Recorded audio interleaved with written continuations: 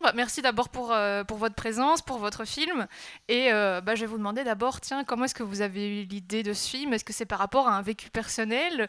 Qu'est-ce qui vous a amené au chien pour, encore une fois, envisager l'être humain dans tout son besoin d'être aimé, dans ses névroses? Mais qu'est-ce qui vous a amené à ça?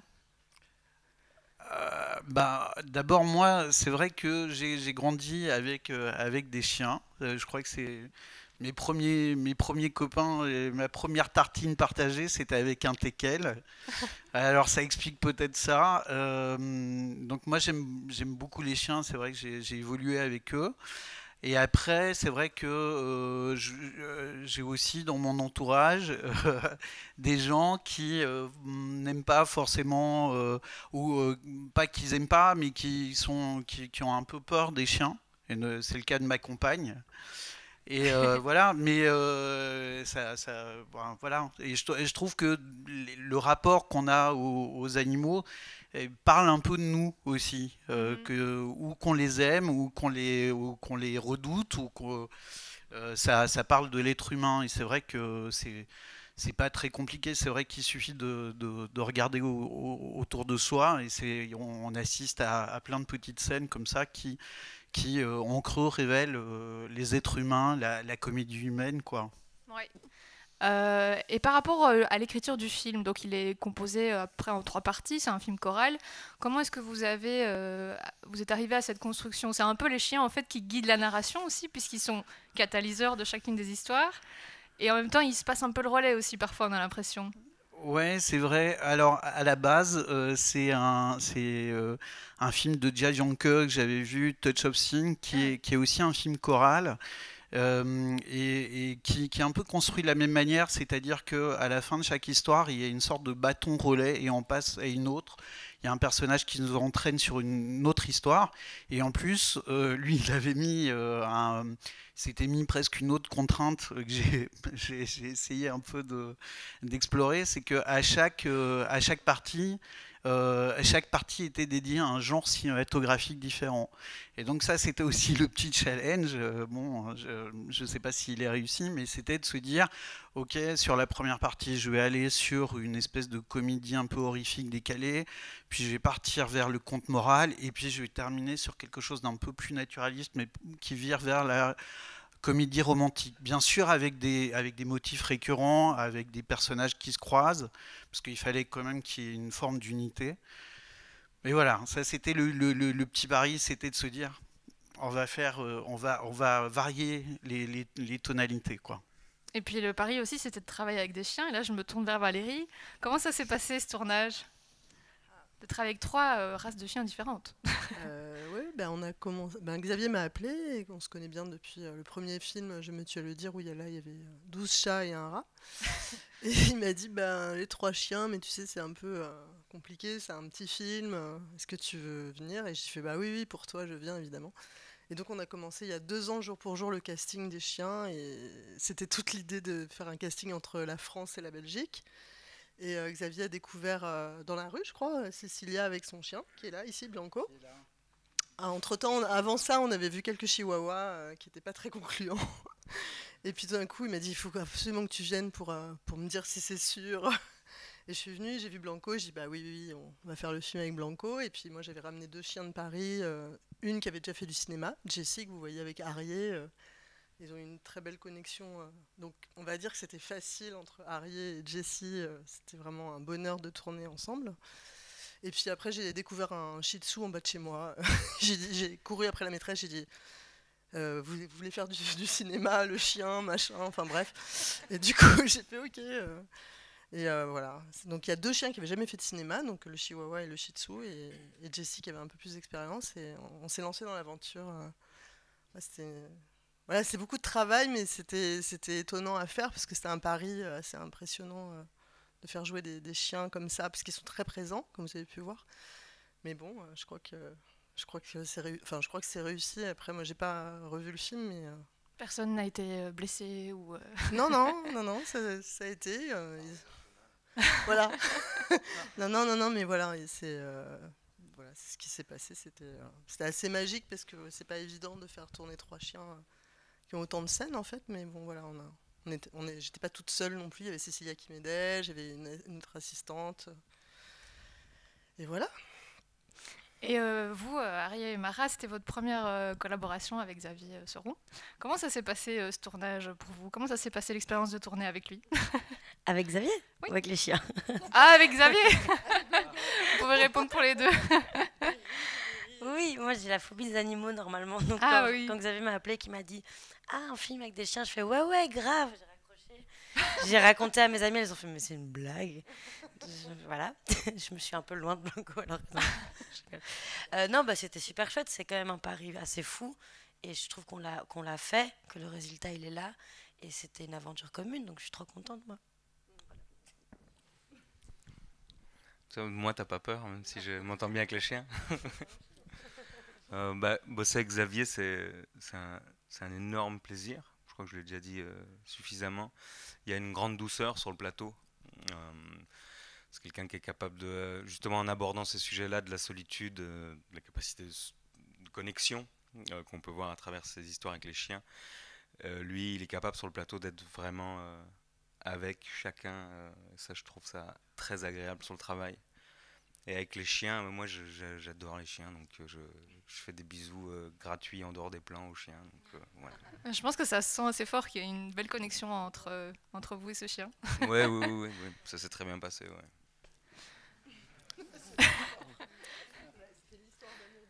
C'est ça. Mais je vais peut-être demander au public s'il y a des questions. Est-ce que quelqu'un a une question à poser à l'équipe du film? Oui, je vois une main qui se lève là-bas. Je sais pas si personne n'a... Je vais essayer d'aller avec le micro jusque là. C'est une petite salle, ça va fonctionner là. Y a pas besoin On va voir. de micro peut-être. Le meilleur ami de l'homme. Eh ben, félicitations déjà pour le film, c'est super, j'ai trouvé ça super rigolo et vous m'avez fait bien rire, donc merci à vous. Ça m'a même fait bien réfléchir et ça m'a même fait réfléchir sur notre univers. S'il existe quelque part un portail des enfers, il devrait être gardé par 3 chihuahuas et derrière ce portail il doit y avoir une armée de chihuahuas prêts à venir nous pourrir notre existence humaine.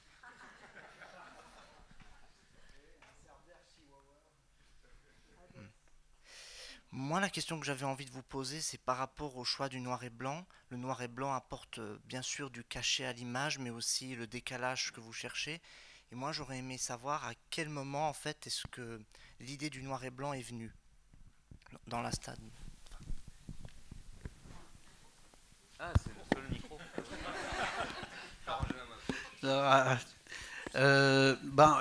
J'avoue que le noir et blanc, j'ai un peu des affinités avec le noir et blanc. J'ai tourné d'autres films courts ou longs en noir et blanc avant. Mais après, c'est jamais un choix purement esthétique pour se dire tiens, c'est pour faire juste joli. J'ai d'abord envie que ça puisse appuyer le fond et l'histoire. Je crois que d'abord le noir et blanc, ça crée une espèce de décalage qui est propice dans ce genre de film pour un peu donner quelque chose de l'ordre de la fable.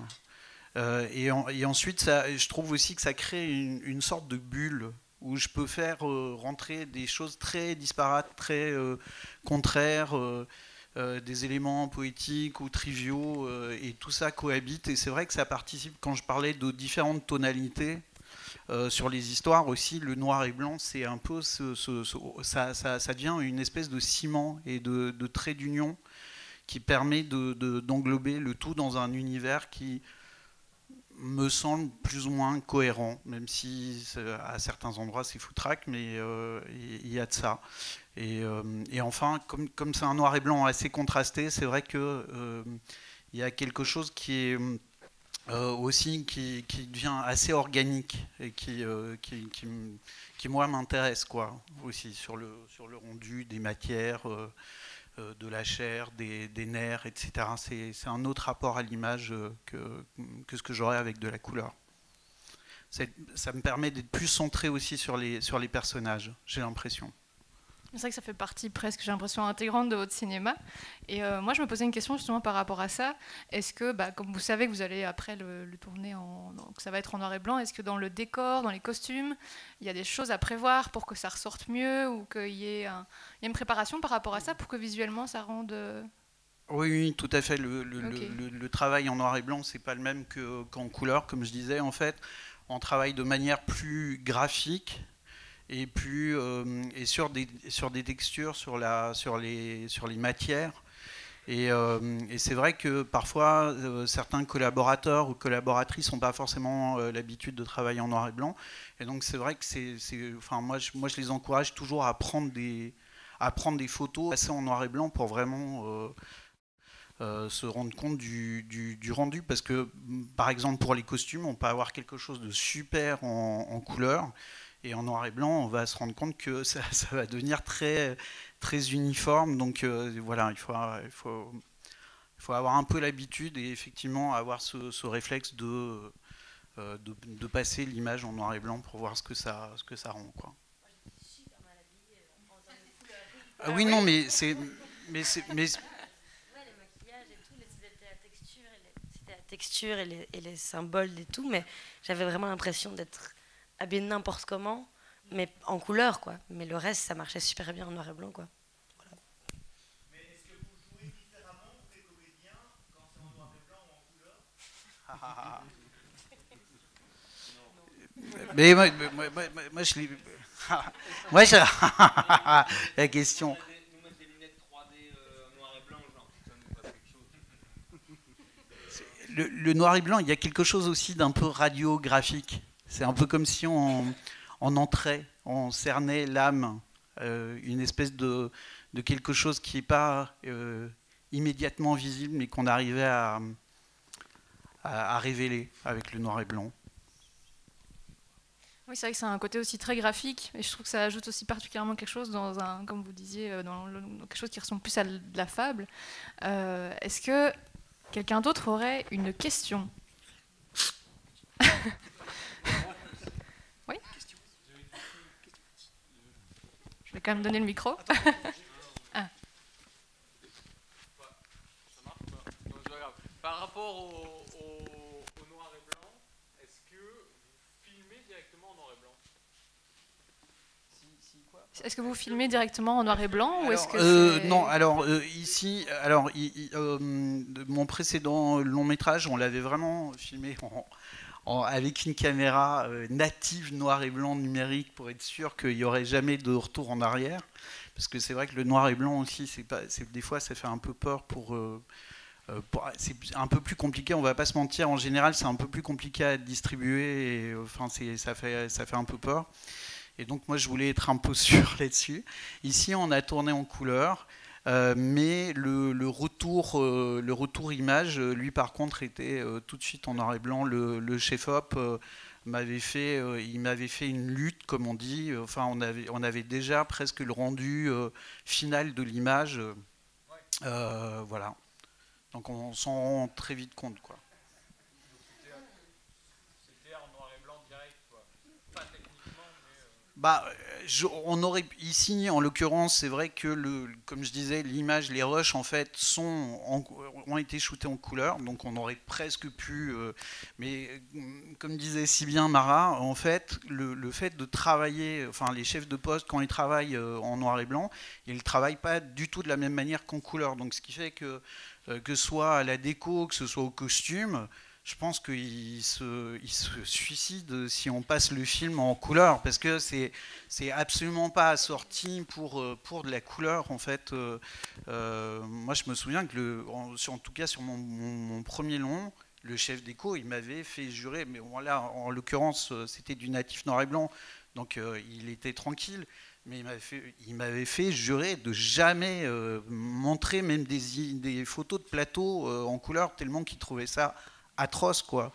Mais voilà, parce qu'il fallait faire cet exercice de se dire, tiens, on cherche des textures, on cherche de la matière, et donc c'était plus cet assemblage un peu graphique et de textures qui était intéressant. Mais c'est vrai qu'en couleur, ça pouvait être vraiment hideux, quoi. Moi, j'aurais peut-être une question encore pour vous, Arié. Est-ce que vous êtes entraîné aux arts martiaux pour ce film? Je ne sais plus comment ça s'appelle. J'ai eu 6 mois d'entraînement avec un grand sensei bruxellois. On a eu un petit peu d'entraînement. J'avais jamais fait de nunchaku. Après, j'ai fait 15 ans d'arts martiaux plus jeune, mais non, on s'est entraîné. Et puis Louise Manteau, qui est très forte aussi. Ouais, mais elle faisait des bolasses et elle envoie vraiment la patate. Donc la première fois qu'on était en entraînement, moi j'essayais mes petits machins et puis c'était voilà, mais non, ça a été une petite semaine, quoi. Qui ça? Ah oui, voilà. Allez, oui. Je sais pas s'il y a encore une question, sinon on va passer à... Je vais me casser. Il y aurait encore une question dans la salle, peut-être? Non? Ah.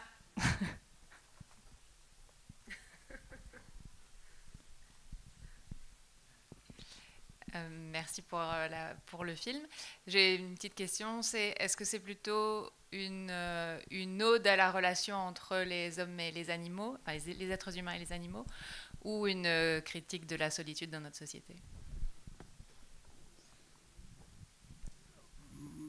Ben, je pense que en fait, c'est une médaille avec les deux faces.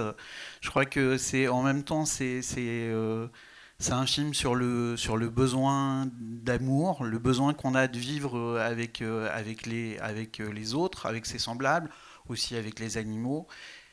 Et en même temps, c'est vrai que ça parle de la solitude, mais je crois que l'un ne va pas sans l'autre. Enfin, c'est parce qu'on a toujours ce vide à combler, qu'on cherche toujours une espèce d'absolu, quelque chose qu'on parvient pas totalement à trouver, qu'on est des êtres de manque, quoi, fondamentalement. C'est ça qui est beau aussi. C'est le moteur de toute chose. Mais et voilà, donc je crois qu'il y a un peu ces deux aspects, quoi. Il y a quelque chose comme oui, une célébration du vivre ensemble, mais aussi de la difficulté qu'on a à le faire. Et parfois, c'est vrai que même au milieu de plein de gens, en fait, on peut se sentir seul, un peu seul au pluriel, comme ouais, voilà. Est-ce que vous avez des projets déjà pour l'avenir, pour d'autres films? Ouais, des petites choses comme ça dans ma tête, un peu en écriture, mais rien qui est vraiment sur les rails pour l'instant. D'accord. Mais donc le film sort le 20 mars, ici le en 20 Belgique. Mars, ouais, il sort le 20 mars. Donc voilà, si vous avez apprécié le film, n'hésitez pas à en parler autour de vous, parce que c'est vrai que le passage en salle, c'est un moment toujours crucial, surtout la première semaine. Donc n'hésitez pas à en parler autour de vous si vous avez aimé, et puis même si vous n'avez pas aimé, si vous avez envie de jouer un mauvais tour à quelqu'un que vous n'aimez pas. Non, j'en sais rien, je dis n'importe quoi, mais voilà. Merci beaucoup. On a juste encore un tout dernier petit happening. Je demande à Monsieur Chion de nous rejoindre. Donc, on fait gagner ce soir justement une initiation au nunchaku. C'est comme ça qu'on dit? Ok, au nunchaku. Je vais peut-être demander à une personne de l'équipe de lancer dans le public, à l'aveugle. Oui, c'est en mousse, il n'y a aucun risque. Oui. Ouais, vas-y. Voilà, et la personne qui va le rattraper aura le cours. Bah voilà.